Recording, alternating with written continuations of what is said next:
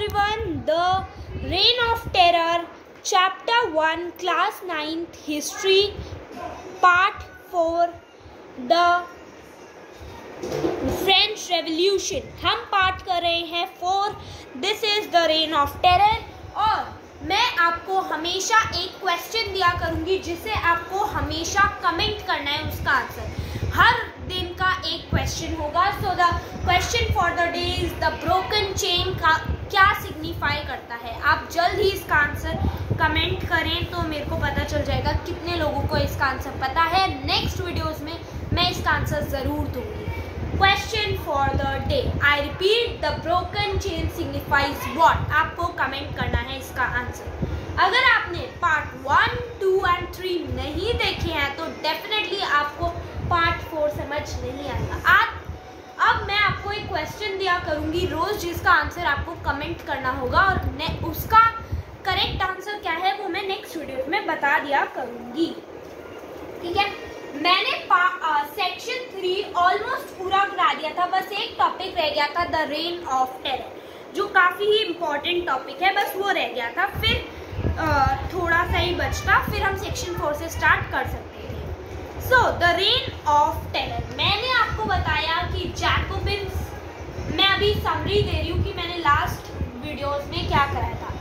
Jacobins club form हो गया था और किंग्स रूल कैंसिल हो गया. किंग अब माना नहीं जाता. मैरी एंटोनी यानी कि किंग की वाइफ, मैरी एंटोनीट यानी कि किंग की वाइफ, ऑस्ट्रियन प्रिंसेस जो मैंने आपको पार्ट 1 में बताया था वो, और लुइस 16 यानी कि किंग खुद, दोनों को ट्रेजन यानी कि दोनों को डेथ, सेंट टू डेथ कर दिया गया, मार दिया गया. किस बेसिस पे? ट्रिजन के बेसिस पे. ट्रिजन क्या होता है ये भी मैंने आपको लास्ट वीडियो में बताया था. ट्रिजन होता है देशद्रोह. ठीक है, इतना हमने कंप्लीट किया और अब हम आगे पढ़ते हैं. ठीक है, जैकोबिन्स का रूल हो गया था, किंग रूल हट गया था, फ्रांस को एक रिपब्लिक बोल दिया गया था. But yet womens were not given the right to vote. Sorry, womens को राइट टू वोट नहीं मिला था. ठीक है, so now the reign of terror, ये बहुत ही इंपॉर्टेंट पार्ट है. ठीक है, the reign of terror, the period from 1793 to 1794 is referred as the reign of terror. यानी कि 1793 से 1794 में जो कुछ भी हुआ उसे हमने कहा रेन ऑफ टेरर. टेरर, पहले हम इसका मतलब समझ लेते हैं. टेरर मतलब होता है फियर, डर. ठीक है, रेन मतलब कि एक पीरियड, एक टाइम पीरियड. ठीक है, रॉबेस्पियर. अब रॉबेस्पियर कौन था? अगर आपको याद हो, मैंने बताया था कि जैकोबिन्स गवर्नमेंट का नाम था, जैकोबिन्स गवर्नमेंट के लीडर का नाम था रॉबेस्पियर, मैक्सिमिलियन रॉबेस्पियर. उसने, अब क्योंकि जैकोबिन्स का रूल हो गया था, जब जैकोबिन्स का रूल होगा तो उन्हीं का लीडर देश को चलाएगा. तो जो लीडर था दैट वाज रॉबेस्पियर, जो मैंने आपको बाकी वीडियोस में भी बताया था. अगर आपने पहले की वीडियोस नहीं देखी है तो डेफिनेटली आपको ये समझ नहीं आएगा. ठीक है, सो लीडर था जैकोबिन्स क्लब का रॉबेस्पियर. रॉबेस्पियर हमेशा से एक पॉलिसी फॉलो करता था, सेवरल कंट्रोल एंड पनिशमेंट, की जो बात नहीं माने सीधा sent to death. Okay, all those who he saw as being enemies of the republic, that is ex-nobles and clergies, members of other political parties, even members of his own party who did not agree with his methods, were arrested, imprisoned and then tried by a revolutionary tribunal. तो इसमें बताया गया है कि Robespierre की एक बहुत ही simple सी policy थी पर वो बड़ी खतरनाक थी. वो बोलता जो मेरी बात नहीं मानेगा उसे सीधा जेल. तो वो एक्चुअली में क्या करता था रॉबेस्पियर, अगर आपने मेरी बात नहीं मानी तो आप मरोगे, आपको मार दिया जाएगा. ठीक है, तो उसको क्या लगता था, नोबल्स, क्लर्जीज, उसे ऐसा लगता था ये रिपब्लिक रिपब्लिक के एनिमीज है, ये लोग रिपब्लिक हटाना चाहते हैं, इसलिए वो उनको या तो इम्प्रिजन कर देता, जेल के अंदर डाल देता था, या फिर मार डलवा देता था, ठीक है। और यहाँ तक कि अगर उसी की पार्टी का कोई बंदा उसकी बात ना माने तो वो उसको भी मरवा देता था। और they were guillotine. What is guillotine now? This is very important part. Guillotine. This is very important. Now guillotine का एक ऐसा डिवाइस था जिसके ऊपर ब्लेड होता था और ब्लेड से वो सर कट जाता था, ठीक है। यानी कि एक ऐसा डिवाइस, यहाँ पे ब्लेड है, यहाँ पे इंसान का सर रखा गया, इस ब्लेड को छोड़ दिया गया तो सर बॉडी से अलग हो जाता था और बंदा मर जाता था, ठीक है। और इसे गुलियोटाइन नाम इसलिए दिया गया था क्योंकि इसे डॉक्टर गुलियोटाइन ने डिस्कवर किया था, ठीक है। Now If the court found them guilty, they were guillotined. यानी कि अगर कोई भी रॉबespierre को लगता था ये गलत है, they were sent to guillotine, मारने के लिए भेज देते थे।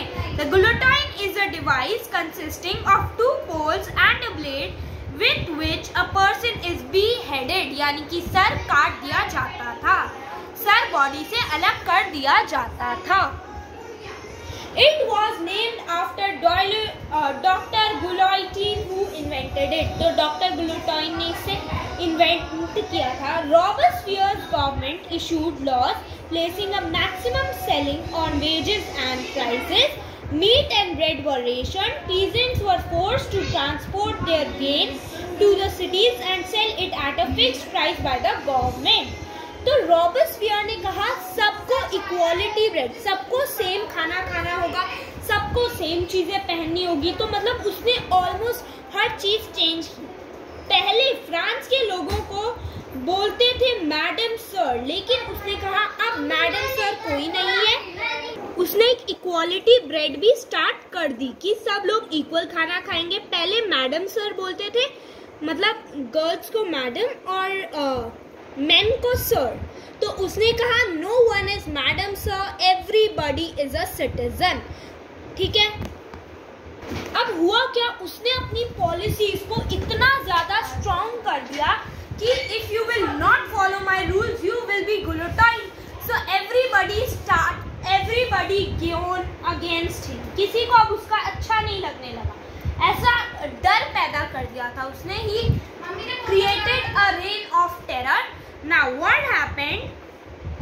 Robespierre pursued his policies so relentlessly that even his supporters began to demand moderation. Now what happened? Robespierre was giving so relentlessly, यानी कि एकदम रुक ही नहीं रहा था, सिर्फ पॉलिसीज पे policies, and there was a reign of terror. So उसे भी गुलियोटाइन कर दिया गया, यानी कि उसे भी सेंट टू डेथ कर दिया गया, और उसे सेंट टू डेथ किया गया 1794 में। सो 1794 में ये rain of terror was ended. Now अब कोई लीडर नहीं है फ्रांस के पास, किंग को भी हटा दिया। Now what happened is basically very interesting. So अब हुआ डायरेक्टरी रूल इन फ्रांस। अगर आपने पहले वीडियोस देखे होंगे तो मैंने आपको बताया था कि जैकोबिन्स थे सारे गरीब लोग, less prosperous of the society, और अभी रूल चल रहा था, यानी कि जो लीडर था वो भी लेस प्रॉस्पेरस था। अब जब ये लीडर मर गया तो अब किसके पास आ गई सारी पावर? अब किसके पास टाइम था कि वो सारी पावर सीज कर ले? डेफिनेटली मिडिल मैन के पास, बिजनेसमैन के पास। So what happened? The fall of Jacobin government allowed the wealthy middle classes to seize power. तो ये उनके पास एक बहुत ही अच्छा मौका था कि वो सीज कर ले पावर और वो खुद का एक कॉन्स्टिट्यूशन कर ले, खुद की पावर रख ले और लेस प्रॉस्पेरस को हटा दे। यही हुआ। A new constitution was introduced which denied the vote to non-propertied sections of society. अब यही रिच मिडिल क्लास ने क्या किया? सेम यही चीज की। रिच मिडिल क्लास ने सेम चीज की। उन्होंने सीज कर ली power and they introduced a new constitution. उन्होंने एक नया कॉन्स्टिट्यूशन फ्रेम किया और उस कॉन्स्टिट्यूशन के हिसाब से जिसके पास प्रॉपर्टी नहीं है, जो गरीब है, वो वोट नहीं कर सकता। Then they made a directory. उन्होंने एक डायरेक्टरी रूल फ्रांस में किया जिसके अंदर थे 5 members. This was meant to safeguard against the concentration of power in one man executive as under Jacobin। तो इन्होंने 5 मेंबर्स की इसीलिए फॉर्म की ताकि जैसे जैकोबिन्स के अंदर वो सिर्फ अपनी मर्जी चला रहा था रॉबेस्पियर, ऐसा इधर ना हो, इसीलिए इन्होंने 5 मेंबर्स का शुरू किया। ठीक है। Now what happened? However, the directors often clashed with the legislative council, who then sought to dismiss them। अब यहाँ पे ना बहुत ज़्यादा पॉलिटिकल इंस्टेबिलिटी हो गई, कोई कुछ बोलता कोई कुछ बोलता, तो काफ़ी ज़्यादा पॉलिटिकल इंस्टेबिलिटी हो गई, लोग डिसीजंस नहीं ले पा रहे थे अच्छे से। The political instability of the directory paved the way for the rise of military dictator. अब जब इतना कुछ हुआ तो अब आ गई फ्रांस के अंदर मिलिट्री डिक्टेटर, यानी कि जो मिलिट्री से बिलोंग करता है, मिलिट्री पावर से डिक्टेटरशिप। ठीक है, ये स्टार्ट हो गई और इसका जो लीडर था उसका नाम था नेपोलियन बोनापार्ट। नेपोलियन बोनापार्ट ने रॉबेस्पियर के 10 साल बाद, यानी कि जो हो गया 1804, उसके अंदर पावर को सीज किया। ठीक है।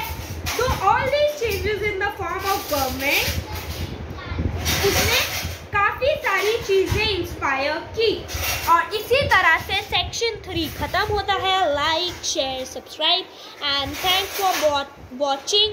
अब आपको आगे का पार्ट देखना है, आगे का वीडियो पढ़ना है तो watch part 4। Watch part 5। Thanks for watching.